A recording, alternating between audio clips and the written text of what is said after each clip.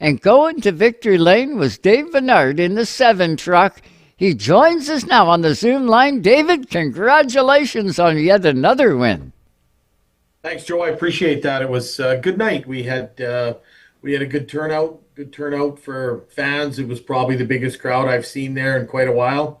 For us, it was a big night for Collicut Energy, one of our main advertising partners. They came in had a big presence, and it was nice to see them there. The Full Throttle 4 deal that's part of the Auto Clearing Speedway, which is renamed YXE Auto. We've got 4 races this season with them. We're having a points group for the 4 races. That was race 2. We're going to have 2 races on the final night on the 29th to crown a champion for that. So, yeah, a lot of good things going on. We've got a good group. The racing was good. The weather was perfect. We had a little clouds roll in, thought we were going to get rained out. Next thing you know, the weather cleared up, and it was a beautiful night for racing. The 200-lap show was really good. I guess Sam was on here earlier, told you about that, and I mean that was a good show to watch. They had a good turnout, had good racing. It's Saskatoon. It's just a good place to come and race. Like I always say, it kind of reminds me of Race City. Well, I'm looking at the photos, and we got to thank Brett for sending the photos in. What is it now? Just sportsphotography.ca if you want to go have a look. He's got some beautiful photos on there that he took from the Bridge City 200 and the truck race. Did you guys get all 100 laps in? Our race, because of timing, was changed. It was actually a 50-lap race this time. You never know whether you've got a big late model show. For the most part, it's the understanding that we want to get that show in. We wanted to start that show by 8 o'clock, which it did start by.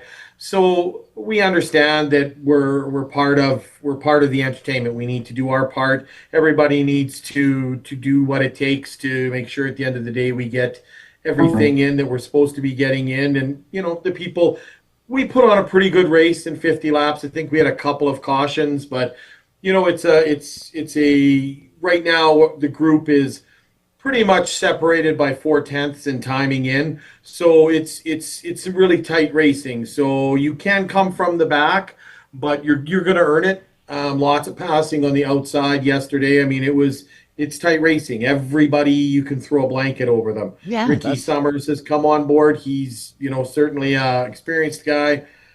He's running up front. Our young guys are doing really well. Caden Fraser, the young fella out of Williams Lake, he led half the race. It's just there used to be just the O'Connells and Caveman and a few people that ran up front.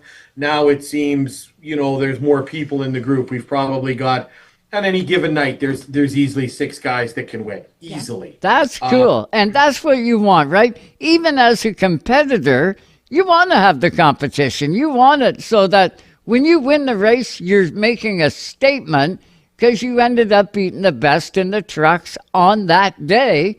And that's what you want even as a competitor. You guys have been plagued with rain. I know when you went to Grand Prairie, again, rain got you there. Is there going to be, Dave, any makeup or a chance to make up any races? Or are we getting too late in the season?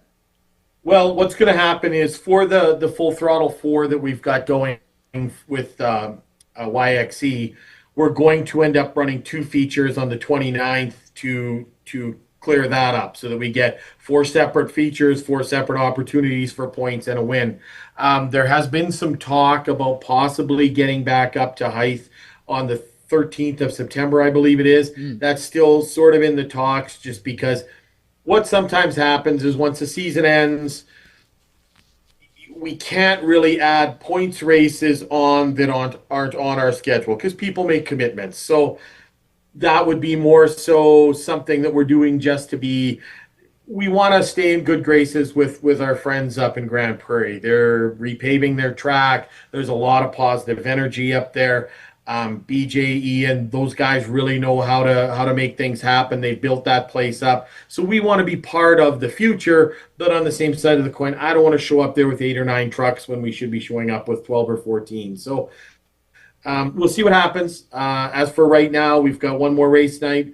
We're gonna have two features, so it's two opportunities for points for people to, close the gap on the full throttle four. I think Grant Mills is in the lead for that at this point, but we'll see what happens. It's there's a lot of racing to be done yet. That's pretty well half of that is still left to go. We had 4 races, we've done 2, so Yeah. we'll kind of see how that goes. Well, and make no mistake, when you're out in Saskatoon area, everything is a long tow. It's not like this is going to be an hour and a half turnaround. If you commit to going back to GP, that's a long drive, man. You're looking at 8 to 10 hours of hauling time one way. So, like you say, you got to make sure that it's going to be the right call. If it was earlier in the year and you sort of had that date picked out, that if you had trouble, you could pull it out and use it, but that isn't the case right now. No, I mean, it's 10 hours. 10 hours from Saskatoon to Grand Prairie. It's 5 hours from Edmonton to Grand Prairie. It's 6.5 hours from Lacombe to Grand Prairie. It's 8 hours from Calgary. So, I mean, it's a drive for everybody. And that's part of it. You want to be part of a touring series. That's kind of how this goes. There's a big difference between racing Saturday night in Saskatoon 8 times or being on the road 6 times. I had a good chat on Saturday night with Trevor Siebert, so there's some potential. We're going to go back to his track in Penticton. That's a really good place for us. We've raced really well there a few times. It gives us a little bit different look.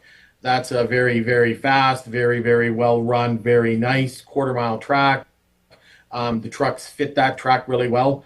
Would certainly look forward to doing that. May end up in 2027 having this series, so it's one race per month, 100 lap races, probably trying to make that happen with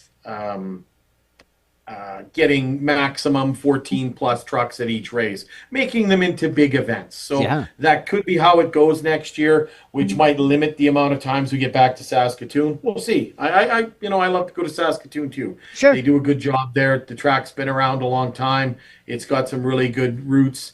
And at the end of the day, MNP, who's our major sponsor, they'd like to see us go back there also as much as we can. So, I mean, we got to kind of move it around. That's sort of what we do. It's that's how we have racers from Williams Lake. We have racers from Grand Prairie, from Calgary, from Saskatoon, from Wainwright, from Edmonton. It's not just from one area now. No, you got to mix it up, and that's cool. Final event coming up for you then. I know it's going to be a condensed, and we're going to have more than one points day.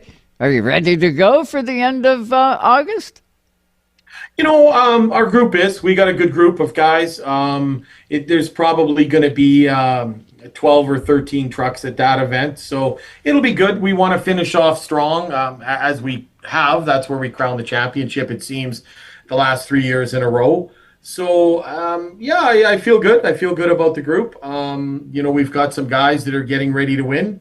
So Brian Sparks was out in the 14 truck this weekend, ran really fast. The 2 young guys, Davin Korpinski and Braxton Clues, I mean, they ran, some really good laps. Braxton's just kind of feeling it out right now and trying to find the edge of driving that truck with the 10-inch tires on it. The guy's a champion from Saskatoon, so he's going to be winning races in the trucks. That's kind of what happens when you're a champion. So, like I said, we got to try to keep our people happy that race. We got to keep our sponsors happy.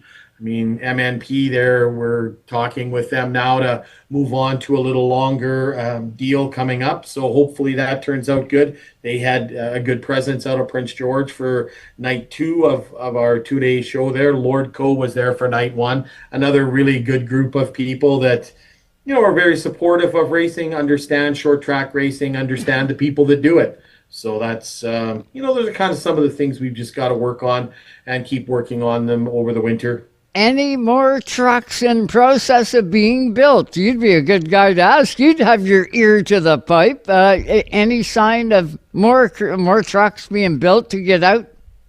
Right now, the fellas at Wainwright Racing Supplies, they've got one truck that they're working on right now. There's probably, I would say, 3 or 4 trucks that'll be available here by Christmas. Cool. There's 2 or 3 people that are looking at swapping over, moving away from a traditional local series and trying this for a little bit. So I would expect probably 3 or 4, 3 for sure. We're going to have new guys out next year. Yeah, good. One might be a younger lady that's racing in Saskatoon now that's wanting to consider that. So, absolutely. I mean, we got to grow. We need to get a couple of trucks every year. Final question for you, and then we got to move along. Sponsorship on that 7. You must have made somebody real happy with getting that win in front of that big audience there last night. Well, I don't manage to find too much sponsorship for myself. We're pretty much trying to do what we can as a group. We pay toll money rather than money to win.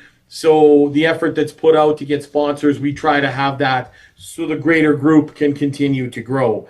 Generally in these series, especially when it's just gathering up some inertia, the people that are winning don't as often need funding as the people that are finishing 7th and 13th. Mm-hmm. So our mantra has been keep our focus on the group sponsors and the contingency people we have, which is a good list we ended up with through Garth and Herm Hordell and Mark Burton. They gathered us up some very good people to work with. So at the end of the day, MNP, we can't really do it without them. They're the people that have come on board with Colacut Energy with lots of really, really positive movement. I mean, these people are professionals. They know how to operate marketing. So they do things for us that we, as a group of racers, wouldn't necessarily come up with on our own. I mean, we're lucky we've got Garth Hazelhurst and Herm Hordell. They understand that also. So at the end of the day,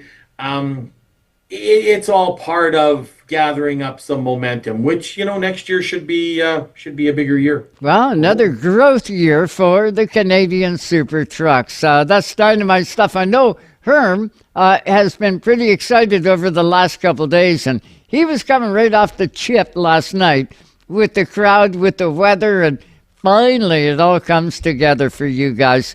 Good on you. Congratulations on the win, and you got to keep it up. We'll get you back on, or at least we'll have the winner on. I can guarantee you that after the next race.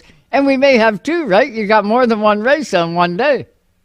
Absolutely. There may be 2 winners. Yeah, you watch out. You're going to be the guy with the target on his back. Yeah, well, maybe. You never know how that goes, right? Every day is a new day at the racetrack. No 2 days are exactly the same. Yeah, and we love it. Absolutely. Dave, thanks so much for the time tonight. Keep it up, man. Keep her going. All right. Thanks very much. Talk to you soon, Joe. You bet. That's Dave Vennard right there. Goes to Victory Lane in Saskatoon. That's what you want to do, and Dave gets the job done.